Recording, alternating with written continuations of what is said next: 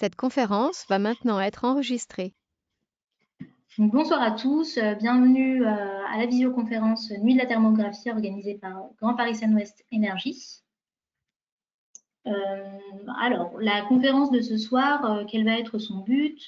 Ça va être de vous présenter un petit peu les grands principes et des exemples de thermographie dans le but de vous sensibiliser aux déperditions thermiques qu'on peut retrouver dans les bâtiments et plus particulièrement les bâtiments d'habitation.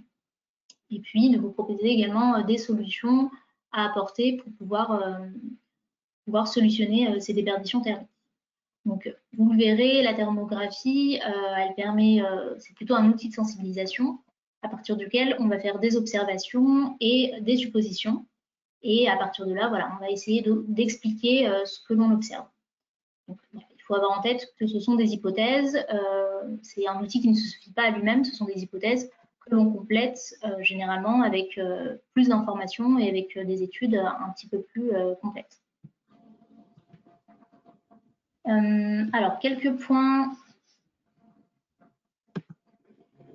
pour la conférence de ce soir. On va vous demander de couper vos micros et vos caméras pour que la conférence soit le plus fluide possible et puis également pour qu'elle soit la plus sobre possible en énergie. Voilà, et sachez que cette conférence est enregistrée et elle sera par la suite disponible sur notre site web et sur notre chaîne YouTube. Je vais vous envoyer également, je vais peut-être demander à Laure, si tu es là, d'envoyer dans le chat, on va vous envoyer un lien vers un questionnaire de satisfaction qu'on vous demandera de compléter avant la fin de cette conférence. Ça nous permet voilà, d'avoir vos retours sur l'animation et de pouvoir en prendre compte pour les animations suivantes.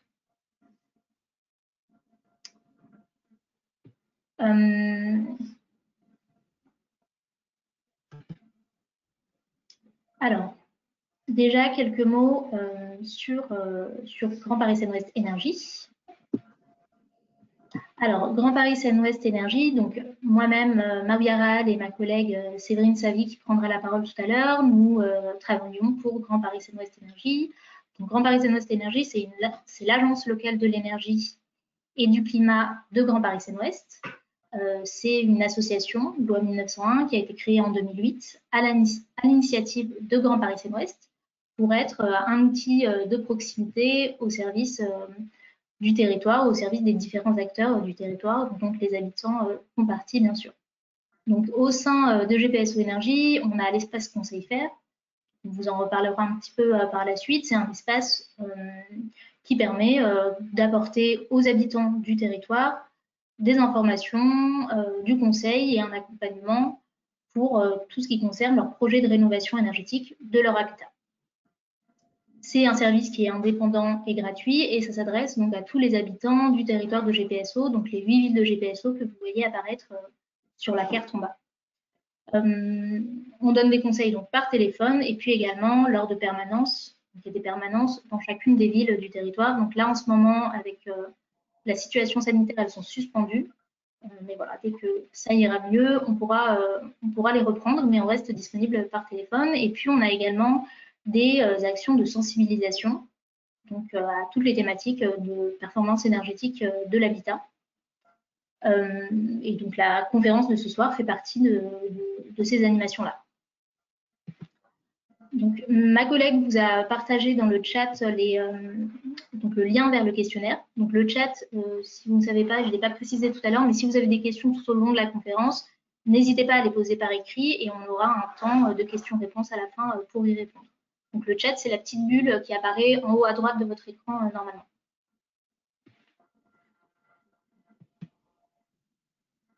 Alors, pour vous situer un petit peu le contexte de la conférence de ce soir, un peu vite. Alors, les consommations énergétiques, il faut savoir que ça représente à l'échelle de la France 44% de l'énergie. Donc ça concerne le secteur du bâtiment. Le secteur du bâtiment représente 44% des consommations énergétiques à l'échelle de toutes les consommations, tous secteurs confondus au niveau national. Et le secteur du bâtiment représente également 25% des émissions de gaz à effet de serre. Donc c'est c'est un levier vraiment très important pour pouvoir agir sur les consommations énergétiques et pouvoir réduire les consommations énergétiques. Sur GPSO, ce secteur du bâtiment représente 58% des consommations d'énergie et 31% des émissions de gaz à effet de serre. Donc voilà, c'est un enjeu d'autant plus important sur le territoire. Alors, donc pour la présentation qu'on va vous faire ce soir, donc comme vous le savez peut-être pas, ça devait être à la base une nuit de la thermographie, donc en présentiel. Donc on devait faire une balade thermographique sur un parcours défini à Issy-les-Moulineaux, avec le couvre-feu à 18 h, bien sûr, ce n'est pas possible. Donc c'est pour ça qu'on vous propose cette balade un peu virtuelle sous forme de visioconférence. Donc avec mes collègues, nous nous sommes baladés sur le parcours défini à Issy-les-Moulineaux et on va vous présenter les images thermiques qu'on a fait à la suite de cette balade. Donc pour cela, on a utilisé un outil. Cet outil, c'est une caméra thermique. C'est un instrument qui permet de visualiser des rayonnements qui sont invisibles à l'œil nu, qui sont des rayonnements infrarouges. Il faut savoir que tout objet, quel qu'il soit, rayonne de la chaleur, et plus il est chaud, et plus il va émettre des rayonnements. Donc la caméra thermique, elle nous donne des images thermiques en fait. On appelle aussi thermogrammes. Et ces images, en fait, elles sont représentées comme l'image à l'écran. Donc ça va être une image sous forme de couleurs, avec différentes couleurs. Et ça va nous permettre de mettre en évidence les forces et les faiblesses d'une isolation. Alors, il faut savoir que, comme dit tout à l'heure, la thermographie, c'est seulement un outil. Ça peut être un outil de sensibilisation et dans tous les cas, voilà, c'est un outil qu'il faut compléter. Ça ne se suffit pas en lui-même. Si vous vous questionnez par exemple sur les déperditions de votre habitation, la caméra thermique va vous permettre de visualiser les déperditions, mais après, il va falloir avoir d'autres informations pour pouvoir interpréter au mieux ces thermogrammes qu'on observe. Donc, il va falloir connaître, par exemple, un peu l'historique du bâtiment, savoir quels sont les matériaux utilisés, est-ce qu'il y a des travaux de rénovation qui ont été faits, et puis également les usages du bâtiment, est-ce que c'est chauffé, est-ce que certaines pièces sont plus chauffées que d'autres, etc.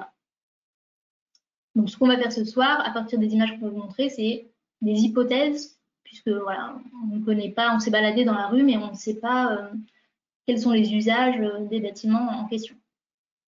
Donc, il y a toujours un risque d'erreur, un risque lié à l'interprétation.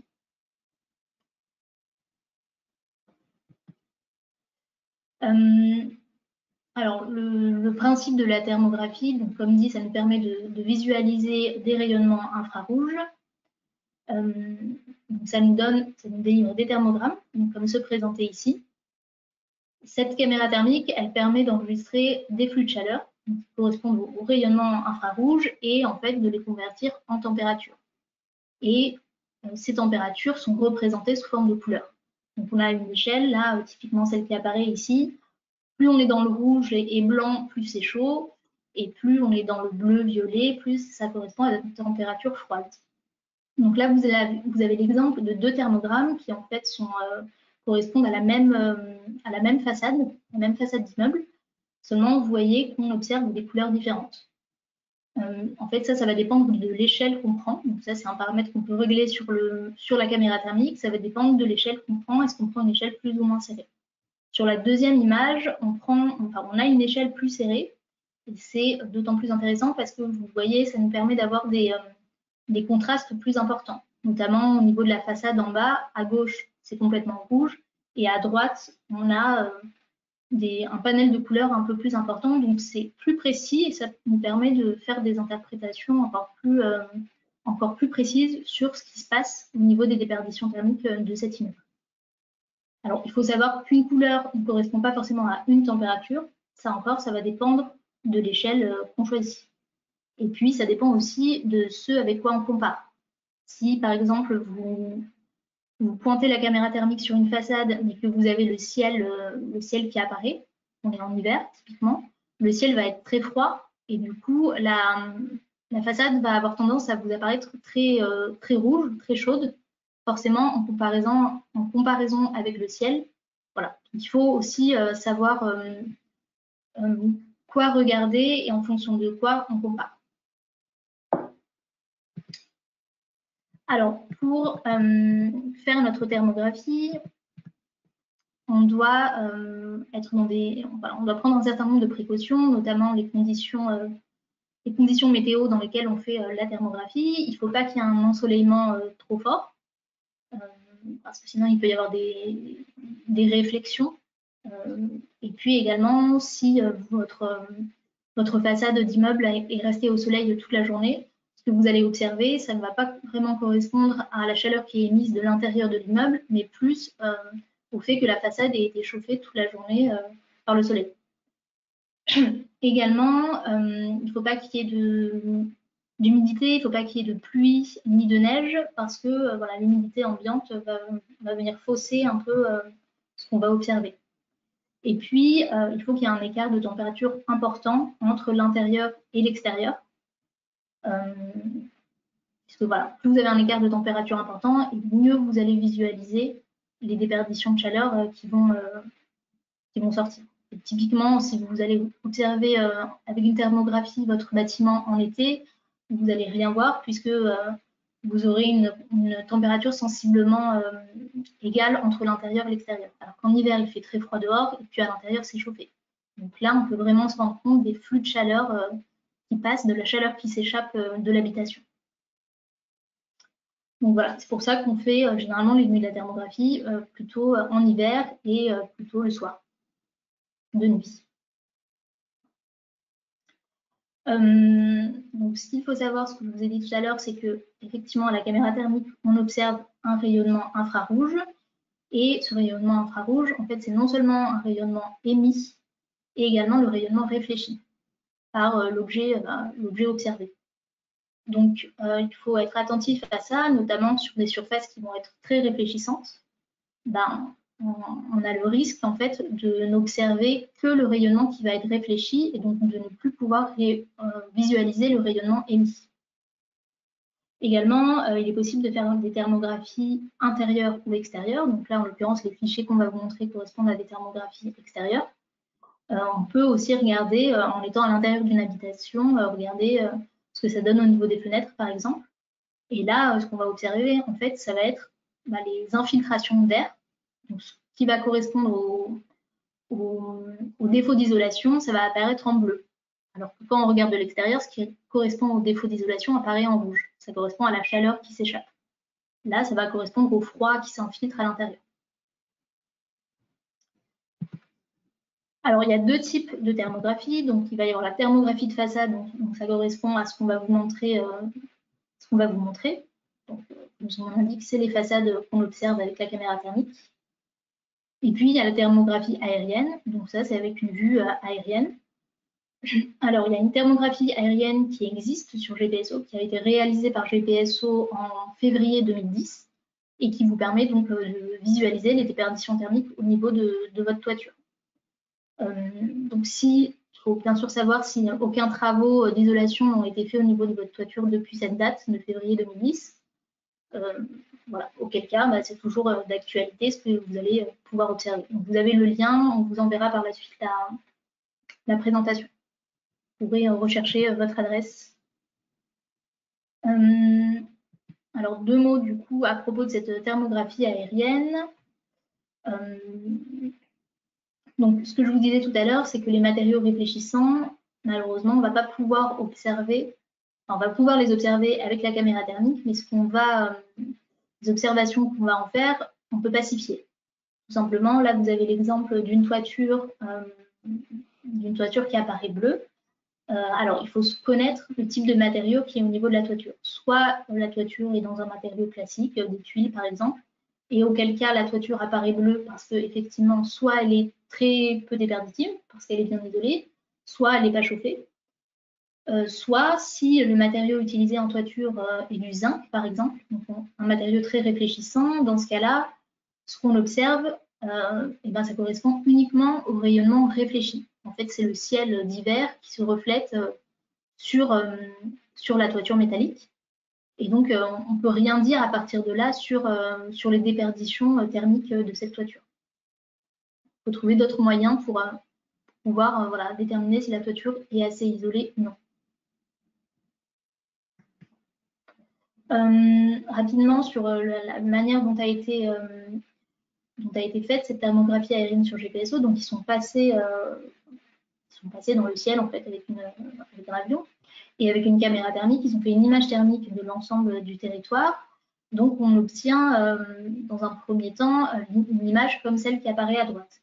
Donc les toitures d'immeubles avec des couleurs plus ou moins différentes en fonction de leur déperdition et le sol qui est autour apparaît rouge puisque ça correspond à la chaleur émise de manière naturelle par la Terre. Et puis après, ils ont couplé ça avec le cadastre des bâtiments de GPSO.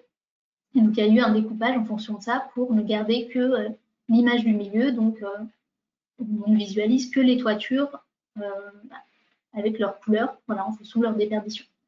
Donc, il se peut, sur votre toiture, si vous visualisez, il se peut que vous obteniez une image comme celle qui apparaît ici, à savoir avec un rebord de toiture en rouge.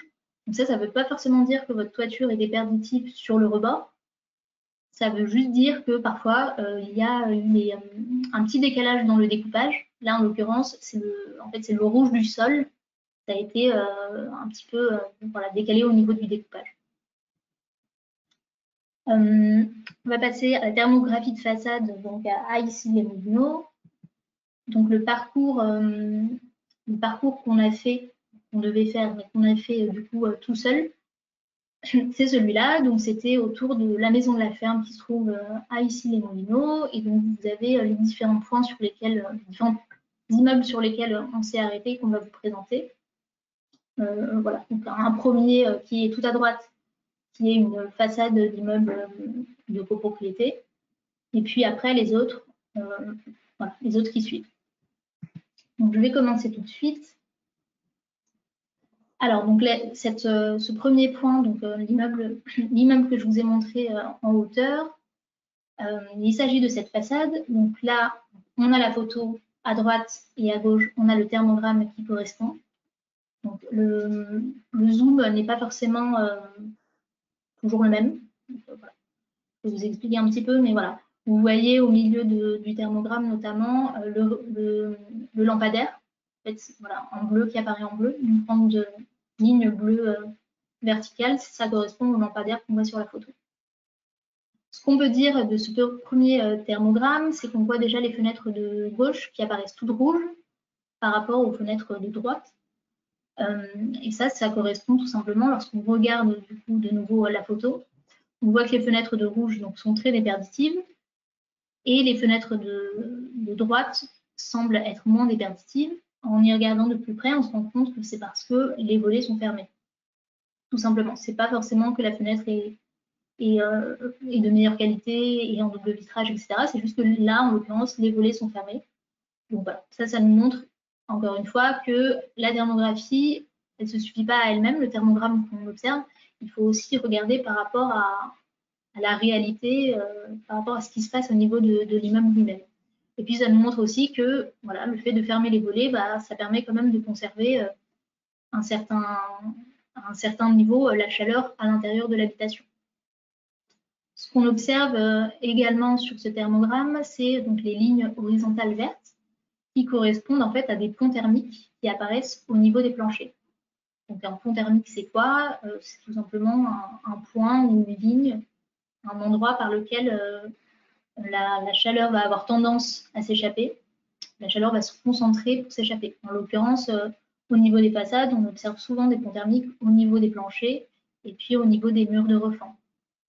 Donc là, une solution pour pallier à ça, ça pourrait être tout simplement de faire une isolation par l'extérieur. Vous faites une isolation par l'extérieur, vous serez sûr de ne plus voir apparaître ces ponts thermiques au niveau des planchers.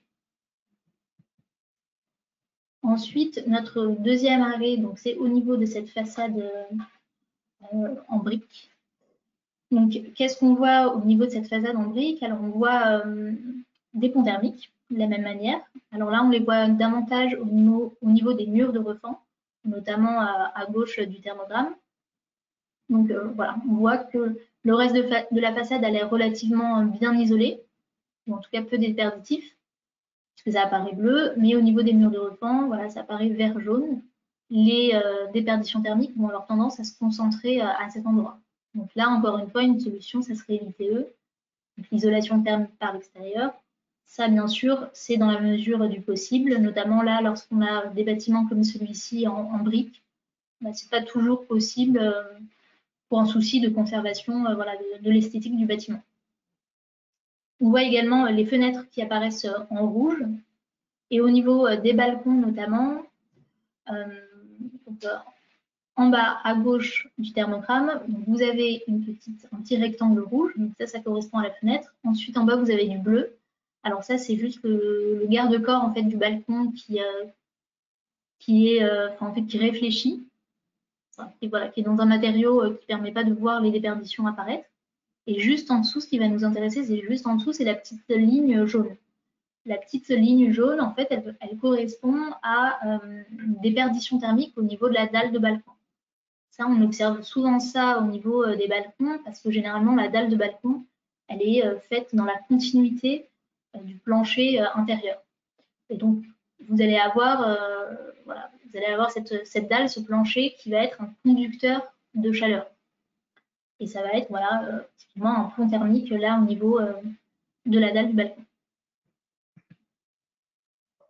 Notre troisième point, donc c'est au niveau d'une façade d'immeuble d'habitation, et au rez-de-chaussée, on a un local commercial.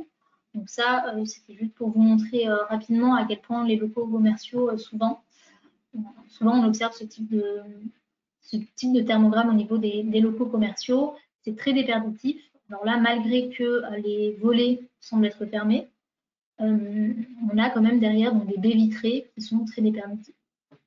Donc voilà, sachez que quelle que soit la qualité, on va dire, de la menuiserie, enfin, du vitrage, généralement, ça sera quand même forcément plus déperditif qu'un mur plein.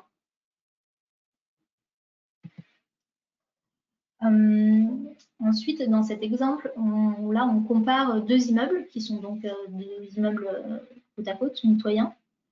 Donc lorsqu'on a, là ça ne se verra pas forcément, mais lorsqu'on a fait notre balade, on s'est rendu compte que l'immeuble à gauche, donc il y a une affiche, enfin, il y a une pancarte plutôt, sur un des balcons, ça semble être un immeuble neuf.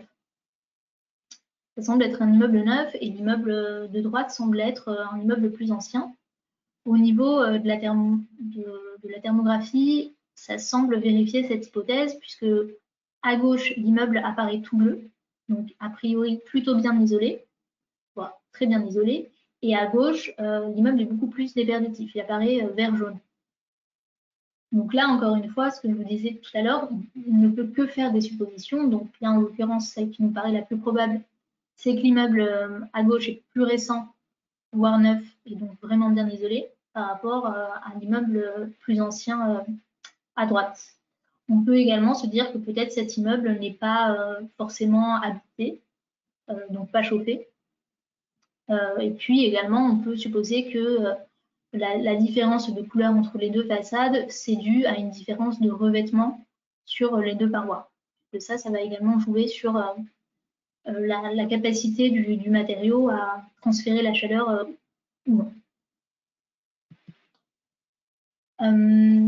Sur cette thermographie, donc là, on a de nouveau un petit mur en briques. Et ce qui va nous intéresser, là, ça va être plus de visualiser. Alors, ce qui apparaît en haut, tout en haut du thermogramme, on voit un petit rectangle rouge. Ça, a priori, ça correspond aux bouches d'aération qui apparaissent au milieu de l'écran. Donc, on voit qu'il y en a tout au long de la façade, sur toute la hauteur, mais surtout celles qui sont tout en haut et celles tout en bas qui apparaissent rouges. Donc, a priori, les autres ont certainement été bouchées par les habitants. Voilà. Là, pour ce type de déperdition, donc ça correspond effectivement à des déperditions, mais il n'y a pas vraiment de solution, puisque de toute façon, les grilles d'aération comme celle-là, elles sont nécessaires dans une habitation. En tout cas, c'est nécessaire par un moyen ou par un autre de pouvoir aérer, de pouvoir renouveler l'air. Alors, pour la suite du parcours, je vais laisser la parole à ma collègue Séverine. Alors, on va faire une petite manip. Bonjour. Alors, j'essaye de prendre la main. Voilà.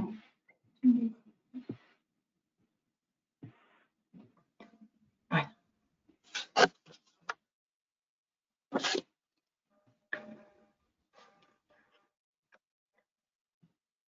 Alors, hop, je vais vous mettre en diaporama. Là, c'est bon? Normalement, vous voyez bien le thermogramme et l'image vraie. Donc à gauche, toujours le thermogramme, à droite, l'image vraie. Et là, on peut s'interroger, on se dit mais c'est pas la même chose, et si c'est la même chose, parce qu'effectivement, il y a des carrés jaunes très très bien dessinés, à côté qui jouxtent des carrés bleus. Donc là, les carrés jaunes, c'est typiquement des appartements qui vont être chauffés, et les carrés bleus, des appartements plus froids ou alors mieux isolés. Les carrés bleus, là, mieux isolés. Donc là, on voit rien du tout sur ce mur pignon, mais il faut imaginer, là derrière, il y a un appartement avec un carré, enfin, non isolé ou non chauffé. Peut-être les habitants ne sont pas là. Et donc là, ça se voit extrêmement bien. Donc typiquement, pour ce genre de mur pignon, la solution idéale serait de faire une isolation thermique par l'extérieur pour vraiment permettre de conserver la totalité de cette chaleur. Parce que tout ce qui est jaune ici, c'est de la chaleur perdue, c'est de la chaleur qui chauffe l'extérieur. Tout ça, ce sont des déperditions, de l'énergie payée et qui va à l'extérieur. Donc là, on a à peu près le même profil, hein, un mur pignon. Cette fois, ce sont les combles là-haut qui sont bleus, donc on imagine qu'elles sont inhabitées et non pas isolées. Mais enfin, il faudrait aller vérifier. Et le reste du bâtiment qui a l'air à peu près uniforme, à peu près jaune. Donc pareil, toute cette chaleur qui sort par la façade, qui réchauffe l'extérieur. Là aussi, il faudrait vraiment envisager une isolation thermique par l'extérieur pour éviter ces déperditions inutiles. Donc là, on est sur une façade. On note sur le thermogramme, on voit bien l'arbre ici, qu'on retrouve ici. Donc c'est notre arbre. Et ce qui nous a intéressé, c'est finalement les fenêtres qui vont être derrière l'arbre et ici à côté. Donc les fenêtres du milieu, ça va être cette fenêtre-là, et puis les fenêtres derrière l'arbre. Et bien ces fenêtres, elles apparaissent beaucoup plus bleues que les fenêtres qui vont être à l'étage du dessus, plus rouges, et à l'étage du dessous, plus rouges aussi. Et si on y regarde mieux sur l'image vraie, on se rend compte que ces fenêtres, eh ben, elles ont l'air plus neuves. Donc il est probable qu'elles sont beaucoup plus performantes, moins déperditives parce qu'elles sont neuves. Voilà, le propriétaire a changé ses fenêtres et on voit tout de suite l'effet sur le thermogramme. Les déperditions de chaleur sont extrêmement réduites comparées à ses voisins. Ce qui nous a intéressé sur cette image, c'est la colonne rouge-jaune montante ici, qui a l'air vraiment très très chaude, probablement une colonne d'extraction de fumée, peut-être de ventilation. Et en parallèle, quand on regarde l'image vraie, on voit que la façade a été dégradée sur cette zone-là. Donc en fait, c'est tellement chaud que ça a dilaté le crépi de façade qui s'est émietté. Et ça, c'est vraiment quelque chose qui aurait pu être évité en faisant un thermogramme plus tôt. Et donc là, typiquement, c'est un conduit d'évacuation qu'il faudrait aller voir, faudrait aller vérifier s'il est percé, voilà, s'il est mal isolé, faire quelque chose pour ce conduit, parce qu'il est absolument pas normal qu'un conduit d'évacuation, qu'un conduit d'extraction de fumée peut-être, dégrade à ce point la façade. Ça doit vraiment être une situation évitée. Et puis bien sûr, cette façade mériterait également une isolation thermique par l'extérieur pour éviter toutes les déperditions. D'ailleurs, on revoit légèrement les nez de dalles des balcons ici, pour ces balcons-là. Mais comme on est un peu de profil, c'est pas forcément aussi évident que sur l'autre image. Alors là, ce qui saute aux yeux, c'est ce plancher intermédiaire, une belle ligne horizontale jaune-rouge. Là, vraiment, si le bâtiment a été isolé, c'est par l'intérieur. Et on voit bien que le seul point, enfin le gros point déperditif au niveau de la structure, c'est cette dalle. Vous voyez, typiquement, en isolant par l'intérieur, on ne peut pas éviter ce genre de déperdition parce que les calories, elles vont dans le sol et elles vont vers l'extérieur parce que le chaud est attiré par le froid. Et donc voilà, toute la chaleur qui s'en va, le magnifique pont thermique, très très visible ici, alors que bon, sur l'image vraie, ça n'y paraît pas. Cette image montre également que la fenêtre à l'étage, elle a des beaux vitrages bien bleus, donc on imagine performants, non déperditifs, sans doute du double vitrage.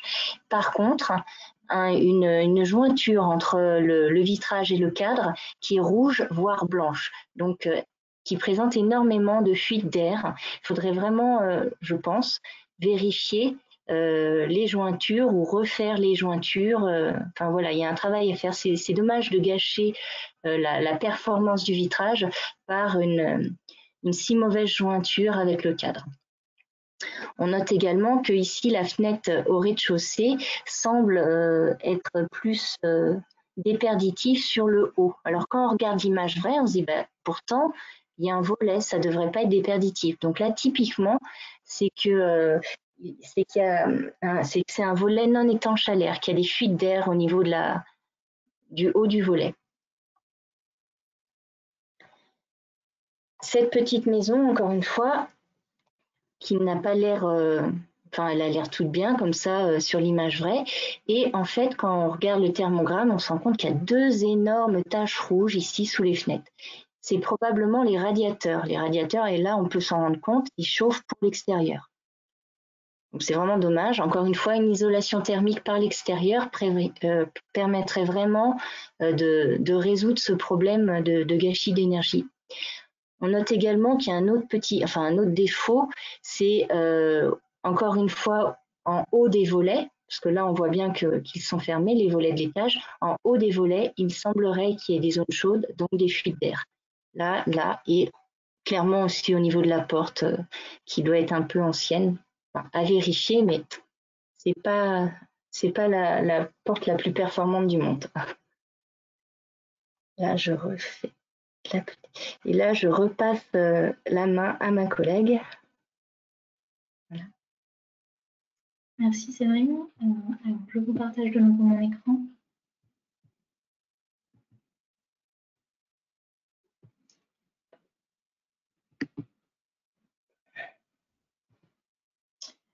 Voilà, on vous a présenté un petit peu les thermogrammes qui correspondaient à notre petit parcours ici les Moulineaux.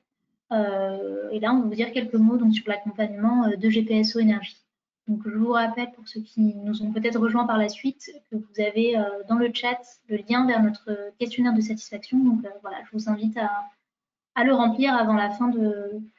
Enfin, à y répondre plutôt avant la fin de cette conférence. Ça nous aidera, ça nous est précieux. Donc, l'accompagnement de GPSO Énergie.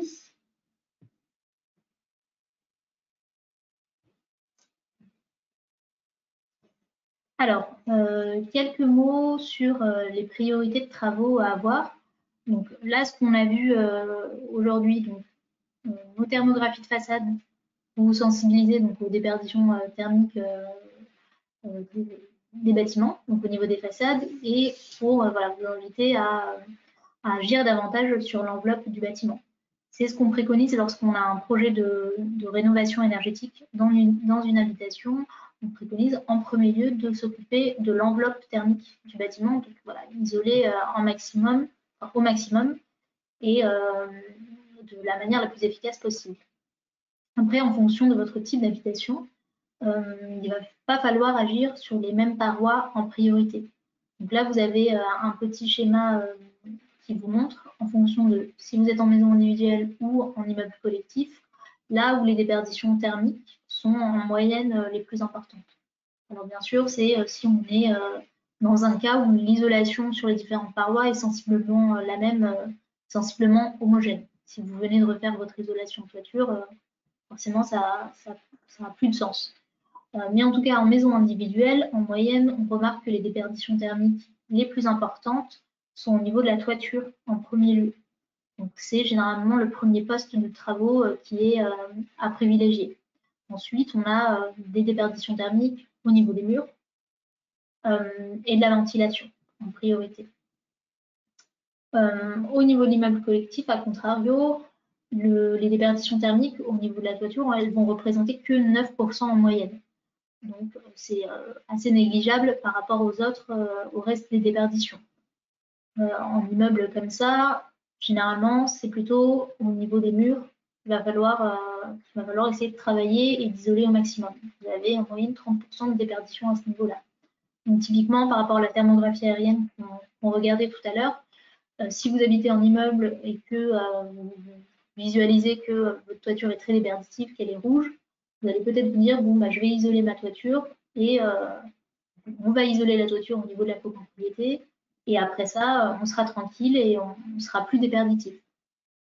C'est pas forcément le cas, puisque vous allez pouvoir isoler votre toiture qui effectivement peut être déperditive, mais à l'échelle globale du bâtiment, certainement que vous allez avoir une part importante des déperditions thermiques au niveau des aides par mois. Donc, il faut réfléchir aussi en fonction de ça. Par rapport aux priorités de travaux, donc on en a un petit peu parlé là quand vous présentez les différents exemples. Comme dit, ce qu'il y a à privilégier en priorité dans une isolation, c'est toujours l'isolation par l'extérieur. L'isolation par l'extérieur, ça vous permet de venir installer l'isolant vraiment de manière continue, sans qu'il y ait des coupures dans une discontinuité de l'isolant au niveau des planchers, au niveau des murs, etc. Et donc vraiment d'éviter la formation de ponts thermiques. Vous aurez vraiment une enveloppe thermique complète. Voilà, comme on peut prendre l'image de voilà, lorsqu'on met un manteau sur soi, on s'emmitoufle bien dans le manteau et on ferme tout. Et là, on est sûr qu'il n'y a plus de chaleur qui peut s'échapper. Également, un autre point qu'il est important d'avoir en tête lorsqu'on fait des travaux d'isolation, d'autant plus quand c'est des travaux d'isolation importants, c'est le poste de ventilation. Il ne faut pas négliger la ventilation. Donc là, on le voyait dans les exemples tout à l'heure des bouches d'aération qui apparaissaient à l'écran et qui apparaissaient bleues parce que vraisemblablement bouchées. Voilà, c'est généralement un mauvais réflexe à avoir. Il faut se dire que la ventilation, c'est effectivement de l'air chaud qui peut s'échapper, mais c'est nécessaire et d'autant plus quand on vient isoler davantage. Non seulement pour la qualité de l'air intérieur, et puis également pour la pérennité de l'immeuble. Voilà, si vous ne voulez pas qu'il y ait des pathologies au niveau des parois, l'humidité, la condensation qui se forme, etc., c'est en s'assurant que l'air est renouvelé de manière régulière. Et puis également, en fonction des ressentis et des usages qu'on a de l'habitation, en fonction de si on vise, entre guillemets, un confort d'hiver ou un confort d'été, il va falloir prendre en compte des paramètres différents. Donc si en hiver, il fait très froid chez vous, vous allez vouloir isoler au maximum et vous allez plutôt prendre en compte un paramètre qu'on appelle la résistance thermique de l'isolant. Donc la résistance thermique de l'isolant, c'est un chiffre qui vous indique à quel point, qui exprime en fait la performance de l'isolant. Plus cette résistance thermique va être grande, et plus ça signifie que votre isolant va être performant. Donc vous avez des recommandations qui existent de minimum de résistance thermique à respecter et qui sont d'ailleurs des minimums à respecter pour pouvoir bénéficier des aides financières. Si vous avez des fortes chaleurs en été et que donc voilà, vous visez un confort d'été en plus du confort d'hiver, alors ça peut être soit l'un, soit l'autre, soit les deux. Hein. Là, vous allez prendre en compte dans votre isolant installé non seulement la résistance thermique, mais également un autre paramètre qui s'appelle le temps de déphasage. Le temps de déphasage, ça vous indique à quel point c'est le temps nécessaire pour, lorsqu'il fait une chaleur importante, une température élevée à l'extérieur, pour que cette chaleur pénètre à l'intérieur de l'habitation, traverse l'isolant. Donc plus le temps de déphasage est long, et plus ça va être intéressant, parce que vous allez pouvoir voilà, déphaser et donc par là même diminuer la chaleur qui va pénétrer dans l'habitation. Les temps de déphasage longs, très souvent, ils sont atteints plutôt par les matériaux biosourcés. Donc, la fibre de bois, la ouate de cellulose, etc. Donc, quelques mots sur l'espace conseil faire. Donc, je vous parlais au début de la présentation. Donc, comme dit, c'est des conseils et un accompagnement gratuit, neutre et indépendant pour les habitants de GPSO. On vous apporte des réponses techniques, donc que ce soit pour l'isolation dont on a parlé aujourd'hui, mais aussi pour les autres postes de travaux, le chauffage, l'installation d'équipements à énergie renouvelable, etc. Également des réponses sur les aides financières que vous pouvez mobiliser, et puis également on vous indique comment sélectionner des professionnels qui ont la qualification RGE. C'est une qualification nécessaire pour obtenir les aides financières. Donc, pour nous contacter, alors soit via le numéro vert de GPSO, donc qui apparaît ici, soit par mail sur l'adresse mail qui apparaît également ici. Et puis, comme dit au début, donc on a des permanences. Vous retrouvez la liste avec les dates des permanences sur notre site web, gpso-energie.fr. Pour l'instant, elles sont suspendues jusqu'à ce que la situation sanitaire permette de rouvrir ces permanences, mais on reste disponible par téléphone. Et puis, vous pouvez également nous retrouver donc, sur nos différents réseaux, notamment notre site web. Vous pouvez vous abonner à notre newsletter pour connaître toutes les animations à venir et pouvoir vous y inscrire, et puis pour avoir un certain nombre d'actualités sur toutes les questions liées à la rénovation énergétique. Et également, n'hésitez pas à nous suivre sur notre Facebook. Un dernier point, donc là vous avez le programme de nos animations à venir pour le premier semestre 2021. Donc, ce support de présentation, vous l'enverra par mail à la suite de cette conférence. Donc, je vous remercie de votre attention. On va peut-être passer aux questions. Donc, j'ai vu qu'il y en avait certaines.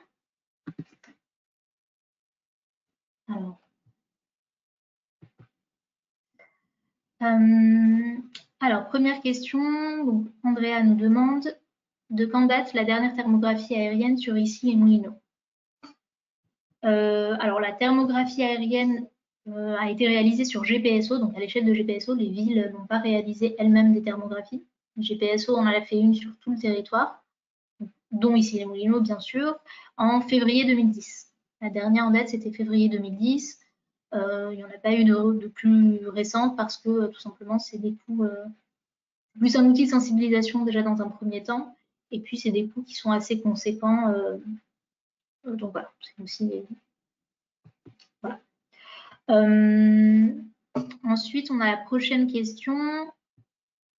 Alors, Séverine, je ne te vois plus parce que je suis en partage d'écran, mais si tu veux répondre, n'hésite pas. Je suis là.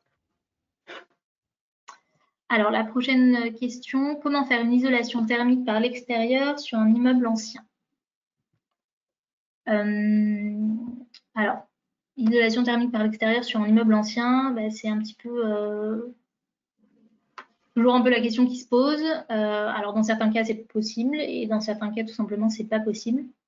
Auquel cas, il va y avoir des moyens de pallier à ça. Alors, soit en installant, soit en mettant, par exemple, plutôt qu'un isolant simple, en venant mettre un enduit à la chaux, par exemple. Simplement parce que les immeubles anciens, généralement, bah, ils sont construits avec des matériaux anciens. Et donc, c'est un peu compliqué de venir leur installer des isolants qui sont des isolants modernes qui vont avoir tendance à être complètement imperméables et à ne pas laisser respirer, entre guillemets, le bâtiment de manière naturelle. Alors, soit on peut isoler donc avec des matériaux biosourcés qui vont plus respecter la manière de fonctionner du bâtiment ancien.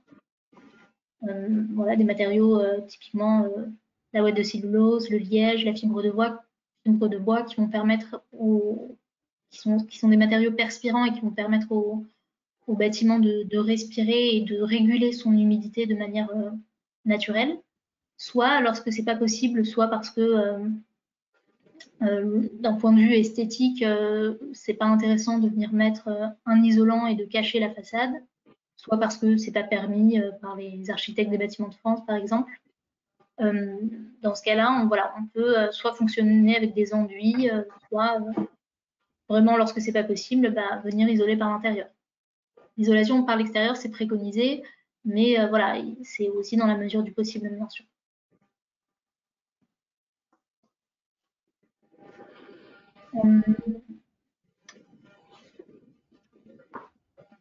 Ensuite, donc, on nous dit faire sortir la chaleur de la cheminée sur la façade ou sur le toit, est-ce que ça fait une différence? En fait, on n'a pas trop le droit de faire sortir, enfin, de faire des extractions de gaz. Il faut qu'elles soient à plus de 8 mètres de toute autre entrée, de bouche d'entrée d'air. C'est la loi, quoi. Et donc, du coup, quand on fait une extraction par le toit, déjà, ça permet de plus tirer parce qu'il y a un tirage naturel. La chaleur monte, donc c'est plus naturel. Et deux, ça nous prémunit d'être trop près d'une bouche d'entrée d'air. Je me permets d'intervenir pour compléter ma question. En fait, c'était lié à une diapo dans laquelle vous montriez qu'une cheminée avait beaucoup de déperdition sur la façade au point de l'abîmer. Je ne sais pas si vous vous souvenez de cette diapo. Et oui. Donc, du coup, j'intervenais non pas sur le côté, ça abîmait la façade, parce que ça, c'est clair que c'est un problème. Mais est-ce que c'est gênant, en dehors de ça, que la chaleur de cette cheminée parte sur la façade? Ah, non, en fait, c'est pas une chaleur qu'on souhaite garder. Effectivement, la chaleur des cheminées, c'est un gaz extrait, donc a priori, c'est pas gênant. Mais ce qui est vraiment gênant, c'est que ce soit chaud au point de dégrader le bâtiment. Et si ça dégrade le crépi extérieur, il est fort à parier que la conduite soit pas intègre non plus, quoi, qu'il y ait des fuites, qu'il y ait des pathologies non visibles. Oui, d'accord. Merci.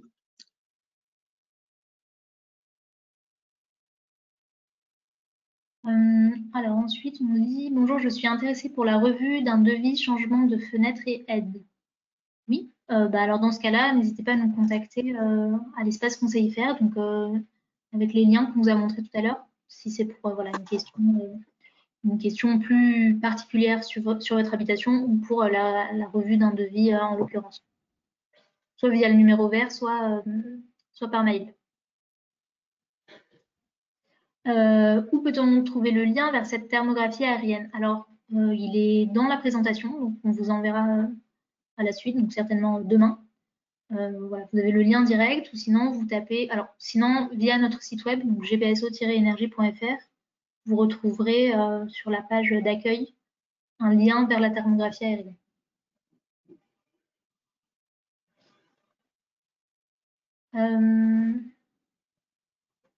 Oui. Je juste réponds à la question suivante parce que je l'ai reçue en privé. On me demande pourquoi ne feriez-vous pas une nuit de la thermo à Vanves, qui n'est pas très loin. Alors, on a des nuits de la thermo qui sont prévues à Vanves de manière régulière, mais en fait, on en fait un nombre, on en fait généralement 3 par an. Enfin, on en fait pendant les mois d'hiver, en fait, et on tourne en fonction des 8 villes du territoire. L'année dernière, on en a fait une à Vanves. Voilà, ça dépend des années, en fait, tout simplement. Qu'est-ce que tu allais dire, Séverine? Pardon, je t'ai coupé. Non, excuse-moi, je n'ai pas fait exprès de faire du bruit. Pas de souci.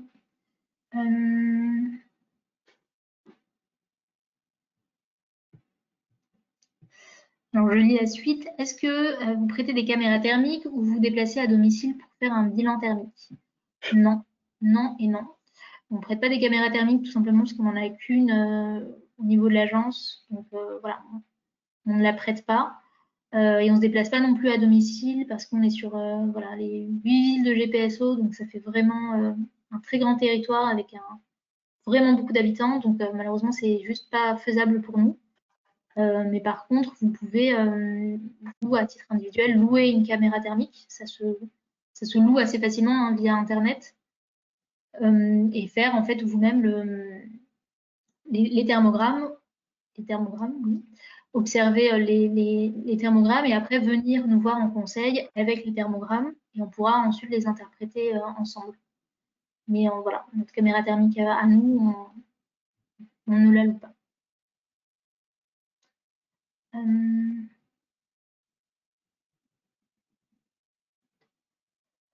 Alors, on nous demande, faut-il faire une thermographie avant de changer les fenêtres d'une copropriété? Séverine, je te laisse répondre peut-être? C'est possible, effectivement, ça peut vous montrer à quel point vos fenêtres sont déperditives et à quel point il est nécessaire de les changer. Et puis ça peut aussi vous donner des informations sur la nécessité ou pas de faire une isolation. Et souvent, c'est plutôt la nécessité. Vous allez voir des ponts thermiques au niveau des planchers intermédiaires et des murs de refend, et vous verrez que voilà, c'est pas mal de faire une isolation thermique par l'extérieur et de changer les fenêtres. Maintenant, ça n'est pas obligatoire. La thermographie reste un moyen pour avoir un visuel. Enfin, voilà, c'est pour montrer à quel point ça fuit. Ça peut être un argument en AG pour faire voter les travaux, pour que les gens prennent conscience des déperditions. Voilà, le visuel de l'image est plutôt aidant pour se convaincre et pour comprendre le phénomène, mais absolument pas obligatoire d'aucune manière. Oui, on peut faire un bilan thermique sans forcément faire une thermographie. Voilà, c'est plus pour visualiser les déperditions. Je vois pas les questions en fait, excuse-moi du coup. D'accord, c'est dans le chat, dans la petite bulle, mais je peux continuer à les lire de toute façon. On me dit une recommandation pour s'en procurer une facilement. Alors, je pense qu'il s'agit de la caméra thermique. Donc, en fait, c'est ce que je disais tout à l'heure, plutôt la louer sur Internet. Vous avez des sites comme les sites qui louent tout, etc. Les sites qui louent un peu tout. Et généralement, c'est assez facile à trouver sur Internet. On nous dit aussi, merci pour ces informations. Je verrai avec mon syndic de copro, voir s'il est possible de faire ce bilan thermique. Oui, tout à fait. Et d'ailleurs, sachez que pour les copropriétés, vous avez notamment une plateforme qui s'appelle Coach Copro, sur laquelle vous pouvez inscrire votre copropriété en même temps que vous venez nous voir en conseil et vous avez accès à pas mal d'informations sur tout ce qui concerne la rénovation énergétique en copropriété. Je vous invite à aller voir si ça vous intéresse, ça s'appelle Coach Copro. Ok, merci beaucoup. Alors, merci beaucoup. Je lis ce qu'on dit.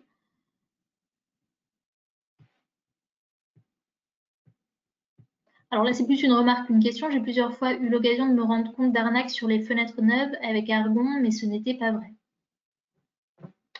C'est pas vraiment ce que vous voulez dire. Est-ce que vous voulez dire que les fenêtres neuves n'étaient pas vraiment faites avec de l'argon? Je sais pas. Peut-être la personne qui a fait la remarque. Oui. Exactement. Plusieurs fois, au moins chez deux personnes j'étais artisan, donc je côtoyais un certain nombre de clients et j'ai eu l'occasion de voir en même temps que moi des gens qui changeaient les fenêtres.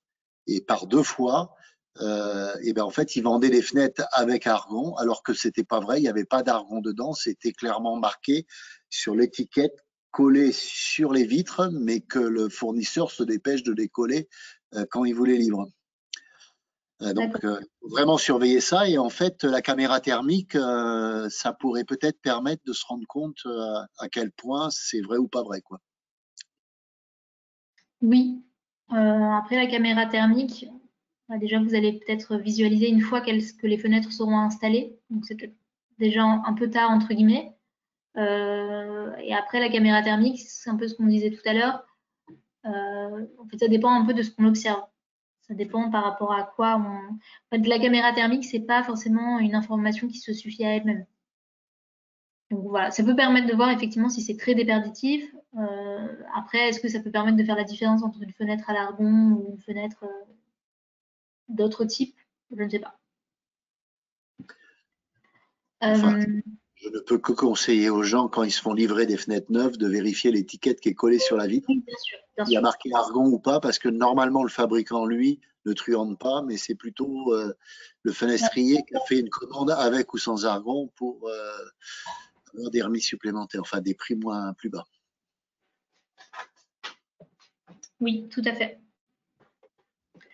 On nous dit la carte. Normalement, les fenétriers notés RGE, il ferait mieux de faire attention parce qu'ils peuvent perdre le label si une bêtise comme ça. Hein.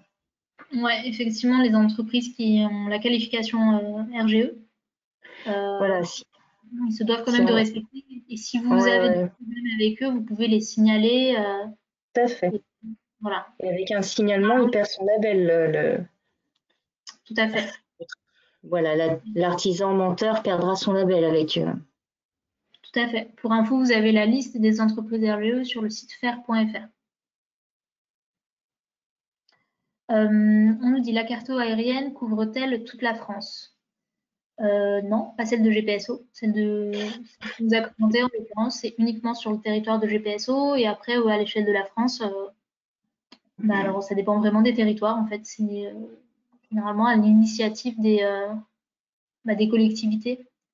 Soit elles décident de faire une cartographie aérienne ou non. Donc, à ma connaissance, il n'y a pas de site de cartographie aérienne sur l'ensemble du territoire français. Ça m'étonnerait. C'est quand même un peu onéreux à faire, hein, c'est pas... Exactement. Et c'est pour ça, en partie, je pense qu'elle n'a pas été refaite depuis 2010. On me posait la question tout à l'heure, mais voilà, c'est pas forcément pertinent d'en refaire une tous les ans, en fait, au vu du coût que ça représente. Alors, on me dit pardon, mais pas de son. Alors, je ne sais pas si la personne ne nous entend pas ou bien si elle n'arrive pas à parler. Auquel cas, vous pouvez poser votre question par écrit, hein, si vous n'arrivez pas à parler. Alors, je ne sais pas s'il y a d'autres questions, là, j'en vois plus. Oui, une petite question orale pour compléter ma question de la carte aérienne. Du coup, la GPSO s'arrête où exactement? Le Grand Paris, ça s'arrête où? Alors, Grand Paris Seine-Ouest, c'est 8 villes. C'est Boulogne-Billancourt, Issy-les-Moulineaux, Vanves, Chaville, Sèvres, L'Île d'Avray, Meudon. Meudon et Marne-la-Coquette. Voilà, tout à fait. D'accord. Merci beaucoup en tout cas pour toutes ces informations. De rien. Très enrichissant. Merci. Est-ce que vous avez d'autres questions?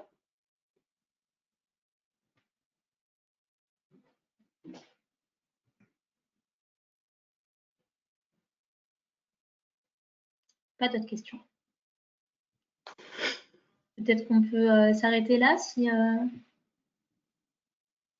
présentation était super. Eh bien, merci beaucoup. Tant mieux.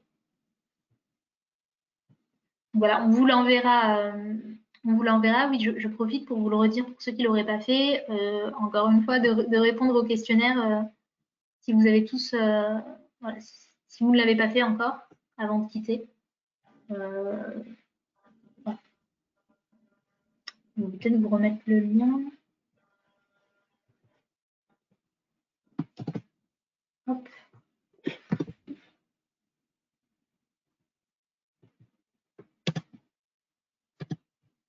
Voilà, je vous en renvoie de nouveau le lien dans le chat.